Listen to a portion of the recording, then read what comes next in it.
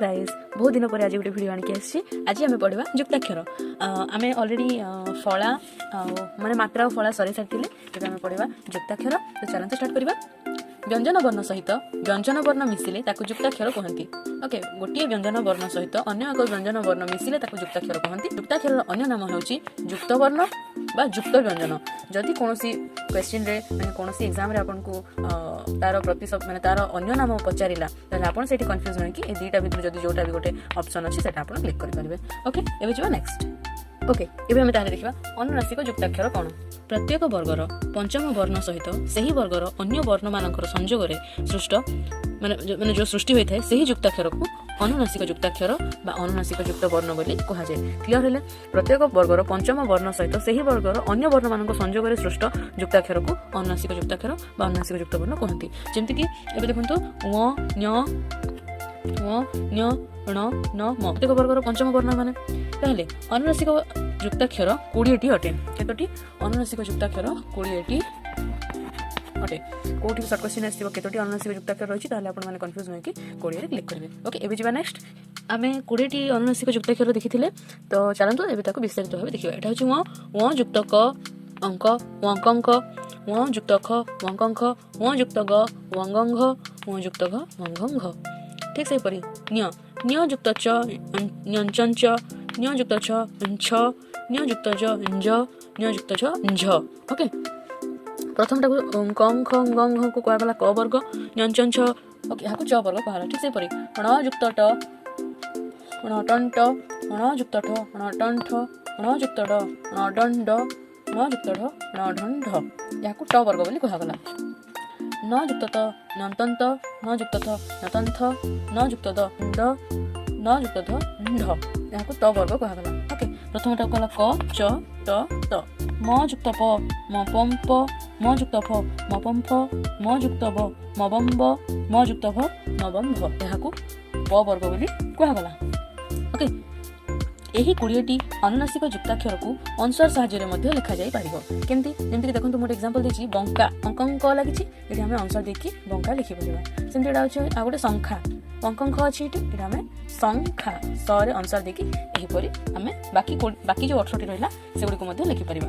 एबे नेक्स्ट दिबा ओइ देखिबा दुई व्यंजन वर्ण संयोग रे निष्पन्न जुक्ताक्षर। एहा होछि अन्यान्य प्रचलित जुक्ताक्षर माने को मु सब डिस्कशन करबी नाही, खाली कर जेति अछि सेति डिस्कशन करबी। ओके, तो बेसी जदि बाकी सब डिस्कशन करले बहुत लंबा हे जिवो वीडियो। जेमति देखंतु क युक्त क याको हमें बड़ क बोली कहू। यार एग्जांपल हला पक्का, एटा होछि यार एग्जांपल। ठीक सेमति क युक्त ट ट टर एग्जांपल हला एक्टर। सेमति क युक्त स स यार एग्जांपल होछि बाक्स। ठीक सेमति क युक्त त त तर एग्जांपल होछि सप्त। क युक्त स रक्ष क्षर एग्जांपल होछि पक्ष। ओके, एही परि भाबरे अन्य अन्य शब्द गुडी मध्ये रहिछि जेमति ग युक्त द ग बागदेवी आमे लेखो। सेमति जेमति कि ट युक्त ट एमति बड़ ट हुए।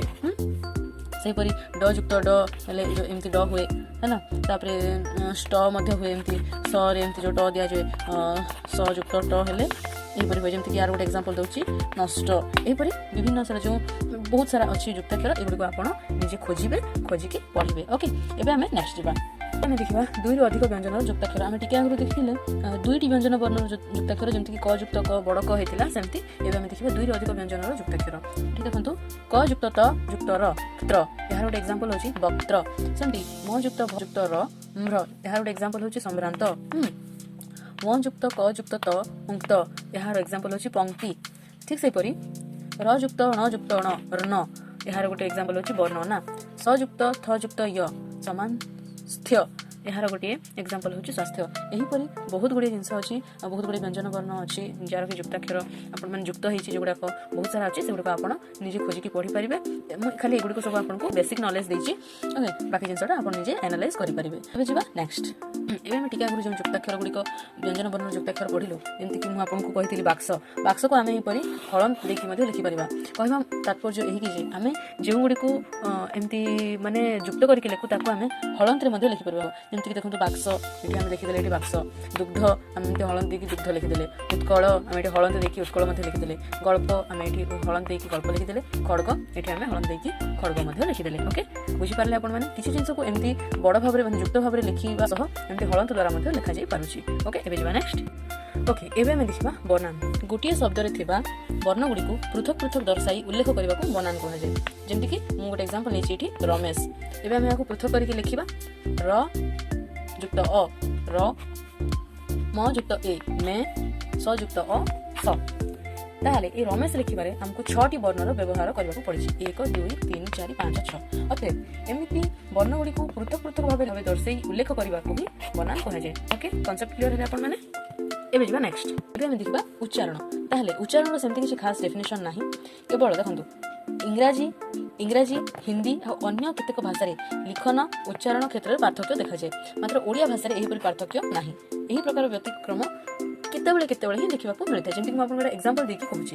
ଏବେ ଯେମିତିକି ଏବେ ଦେଖନ୍ତୁ ଇଂଲିଶ ଭାଷାରେ କିଛି ଗୋଟେ ଆମେ ଲେଖିଲେ, ଯେମିତିକି BUILDING, ଏଟାକୁ ଆମେ କ'ଣ ପଢ଼ୁଛେ? ବିଲ୍ଡିଂ ପଢ଼ୁଛେ ନା କି ବୁଲ୍ଡିଂ ପଢ଼ୁଛେ?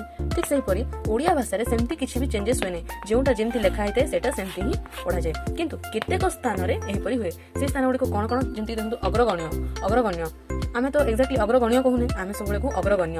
ପ୍ରହ୍ଲାଦ ଆମେ ତ ପ୍ରହ୍ଲାଦ କହୁନି, ଆମେ ପ୍ରହ୍ଲାଦ କହୁ। ଠିକ୍ ସେପରି କାହ୍ନୁ, ମାନେ ଲିଖନଟା ଏହିପରି ହୁଏ କିନ୍ତୁ ଆମେ ଉଚ୍ଚାରଣ କଲାବେଳେ କାହ୍ନୁ ଏମିତି ହୁଏ।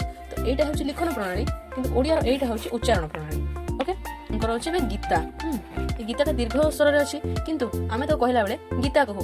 ଗୀତା ତ କହିନି, ମାନେ ଏଇ ଯେଉଁ ଦୀର୍ଘଇ ଆଉ ଯେଉଁ ହର୍ଷଇ ଭିତରେ ପାର୍ଥକ୍ୟ ଅଛି। ଓକେ, ଆମେ କହିଲା ବେଳେ ଏମିତି ଦୀର୍ଘଇକାର ତ ଦେଇକି କହୁନି, ଆମେ ଯେଉଁଟା ବି କହୁ ମାନେ ଗୀତା କହୁ, ଆମେ ଇଜିଲି କହୁ। ଆମେ ଯେଉଁ ଗୀତାଟା କହୁ ସେଇଟା ଏମିତି ମାନେ ଉଚ୍ଚାରିତ ହୁଏ। ଓକେ, ତ କେତେକ ସ୍ଥାନରେ ଦୀର୍ଘଇଟା ମଧ୍ୟ ହର୍ଷଇ ଭାବେ ଉଚ୍ଚାରିତ ହୋଇଥାଏ। ଆଜି ଏଠାରେ ଆମର ସମାପ୍ତ ହୋଇଯାଇଛି ଗୋଟେ ଚାପ୍ଟର, ଯାହାର ନାଁ ଥିଲା ମାତ୍ରା, ଫଳା, ଯୁକ୍ତାକ୍ଷର। ଆଶା କରୁଛି ଆପଣଙ୍କୁ ଭିଡ଼ିଓଟି ବହୁତ ଭଲ ଲାଗିଥିବ ଏବଂ ଆପଣ ଚାପ୍ଟରଟି ବହୁତ ଭଲ ଭାବରେ ବୁଝିପାରିଥିବେ। ଯଦି ଆପଣଙ୍କୁ ଚାପ୍ଟରଟି ଭଲ ଲାଗିଥିବ ଏବଂ ମୋର ପଢ଼ାଇବା ଶୈଳୀ ଆପଣଙ୍କୁ ପସନ୍ଦ ଲାଗୁଥିବ, ପ୍ଲିଜ୍ ଗୋଟେ ଲାଇକ୍ କରିବେ, କମେଣ୍ଟ କରିବେ, ସେୟାର କରିବେ, ସବସ୍କ୍ରାଇବ୍ କରିବେ ଆଉ ସାଇଡ଼ରେ ଥିବା ବେଲ୍ ଆଇକନ୍କୁ ପ୍ରେସ୍ କରିବାକୁ ଜମା ବି ଭୁଲିବେନି। ତ ଠିକ୍ ଅଛି, ଆଜି ରହୁଛି ଏତିକିରେ। ପୁଣି ଭେଟିବା ଆଉ ଗୋଟେ ନୂଆ ଭିଡ଼ିଓରେ ଆଉ ଗୋଟେ ନୂଆ ଚାପ୍ଟରରେ। ସେତିକି ପର୍ଯ୍ୟନ୍ତ ରହିଲି। ଜୟ ଜଗନ୍ନାଥ।